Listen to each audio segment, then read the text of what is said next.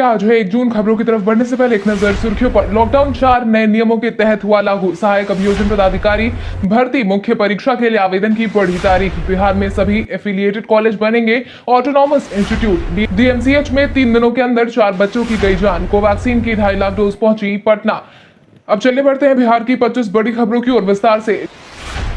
DSSSB के विभिन्न पदों पर निकाली गई वैकेंसी। नौकरी की तलाश कर रहे युवाओं के लिए अहम सूचना। दिल्ली अधीनस्थ सेवा चयन बोर्ड यानी कि डीएसएसएसबी में नौकरी का सुनहरा अवसर निकाला गया है, जिसके तहत डीएसएसएसबी ने टीजीटी पद के लिए कुल मिलाकर 6258 पद, असिस्टेंट प्राइमरी शिक्षक के 554 पद, असिस्टेंट नर्सरी शिक्षक के 74 पद, एलडीसी के 278 पद, हेड क्लर्क के लिए 12 पद, काउंसलर के लिए 50 पद, पटवारी के लिए 10 पद पर आवेदन मांगे गए हैं। इसके लिए डीएसएसएसबी के बीते दिन से आवेदन की प्रक्रिया शुरू हो चुकी है। इच्छुक और योग्य उम्मीदवार जो इन पदों के लिए आवेदन करना चाहते हैं, वो आवेदन प्रक्रिया शुरू होने के बाद डीएसएसएसबी की आधिकारिक वेबसाइट dssSB.delhi.gov.in पर जाकर अप्लाई अब कर सकते हैं। इन पदों के लिए आवेदन प्रक्रिया 25 मई से शुरू हो चुकी है और 24 जून 2021 को समाप्त होगी।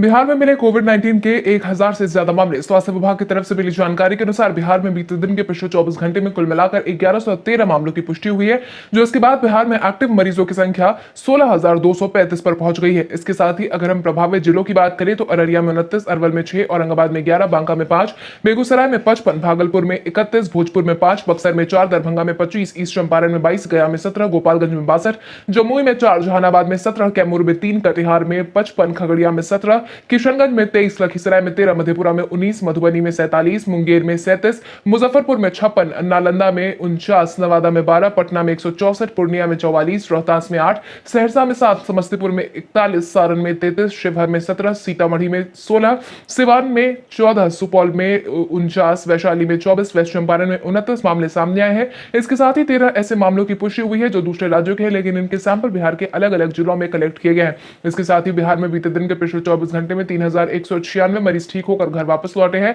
वहीं बीते दिन के पिछले 24 घंटे में कुल मिलाकर 1,01,033 सैंपल की जांच की गई।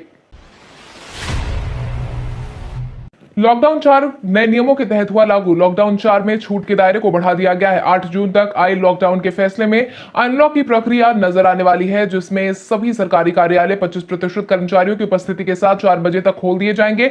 गैर सरकारी कार्यालय भी बंद रहेंगे। इसके साथ ही सभी दुकानों को ऑल्टरनेट बेसिस पर खोला जाएगा। आवश्यक वस्तुओं की दुकान हर दिन सुबह 6 बजे से 2 बजे तक खुलेंगी। इसमें सब्जी, दूध के साथ साथ किराना और कीटनाशक की दुकानें शामिल है। इसके साथ ही दुकानदारों को मास्क पहनना अनिवार्य कर दिया गया है और दुकान में काम करने वाले कर्मचारी और आगंतुकों के लिए सैनिटाइजर रखना होगा। साथ ही सोशल डिस्टेंसिंग का भी पालन करना होगा। हालांकि सार्वजनिक कार्यक्रम के आयोजन पर अभी भी पाबंदी जारी है। विवाह और श्राद्ध के आयोजन पर पहले की तरह गाइडलाइन लागू रहेंगे। गाड़ियों के परिचालन को लेकर भी पहले की तरह लॉकडाउन की शर्तें लागू रहेंगी। इसमें कोई बदलाव नहीं किया गया है। इसके साथ ही शिक्षण संस्थान पहले की तरह बंद रहेंगे। सभी तरह के धार्मिक, सामाजिक और राजनीतिक गतिविधियों पर रोक रहेगी। कारोबार के मामले में छूट की रियायत दी गई है।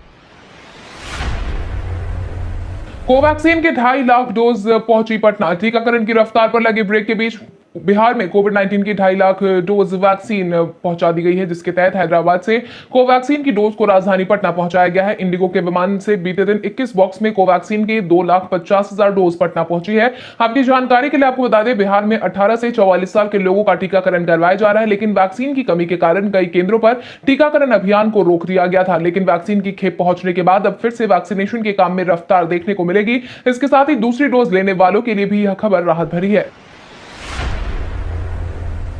बिहार में फंस गया शिक्षक बहाली का मामला।